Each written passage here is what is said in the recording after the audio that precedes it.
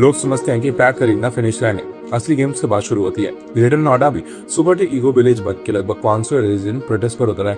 पहली नजर में ये सिर्फ एक मेंटेनेंस चार्जेस का इश्यू लगता है, लेकिन ऐसी स्टोरी थोड़ी सी अलग है। रेजिडेंट्स का कहना है कि कॉमन एरिया मेंटेनेंस यानी सीएम चार्जेस 2.36 पर स्क्वायर फुट से बढ़कर 3.25 पर स्क्वायर फुट कर दिए गए, और ये उनका आरोप है कि ये बदलाव बिना पहले की कंसल्टेशन के किया गया। अब सवाल ये है कि मेंटेनेंस चार्जेस बढ़ने पर इतना बड़ा प्रोटेस्ट क्यों? क्योंकि प्रॉब्लम सिर्फ पैसे नहीं है। जब लोग फ्लैट खरीदते तो उनका फोकस होता है कि प्रॉपर्टी प्राइस, डाउन पेमेंट और ईएमआईस पर। लेकिन एक कॉस्ट और होती है, यह हर महीने आती है और समय के साथ बढ़ भी सकती है, मेंटेनेंस कॉस्ट। और यही चीज प्रोटेस्ट को इंटरेस्टिंग बनाती है। रेजिडेंट्स का कहना है कि उनसे पूछे बिना अब चार्जेस को बढ़ा दिया गया। मैनेजमेंट ने इस मामले पर कोई कमेंट करने से इनकार कर दिया।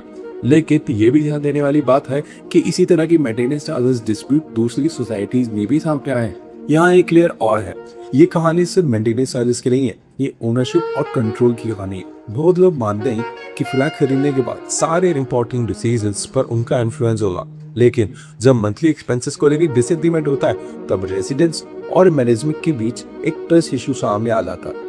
और शायद इसी वजह से ये प्रोटेस्ट इतना बड़ा।